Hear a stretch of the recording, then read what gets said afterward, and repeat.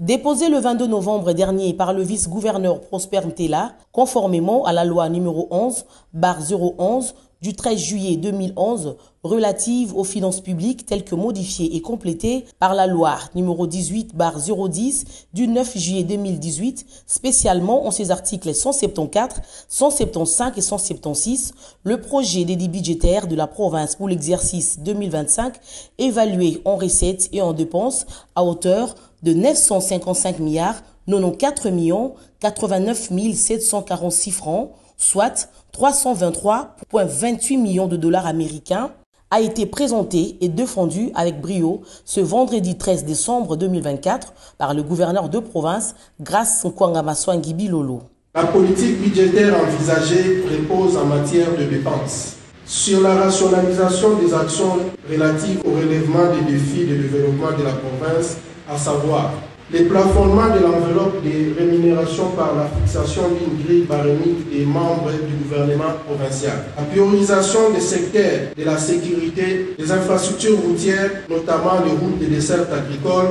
de l'énergie, électricité et eau potable, de la santé, de l'enseignement et de l'agriculture, pêche et élevage et dans l'affectation des ressources. Après présentation de ce projet axé sur l'amélioration équilibrée des conditions de la vie des populations et qui s'inscrit dans l'optique de la poursuite de la mise en œuvre du programme quinquennal de relance du développement durable 2024-2028 de la province du Congo central, les députés provinciaux l'ont soumis en examen en apportant des amendements relatifs aux desiderata de la population. S'en est suivi l'étape la plus importante, à savoir l'adoption à l'unanimité de ce projet d'édit budgétaire exercice 2025 par les députés provinciaux du Congo central. L'édit budgétaire de la province du Congo central exercice 2025 non seulement est déclaré recevable, mais aussi il vient d'être adopté.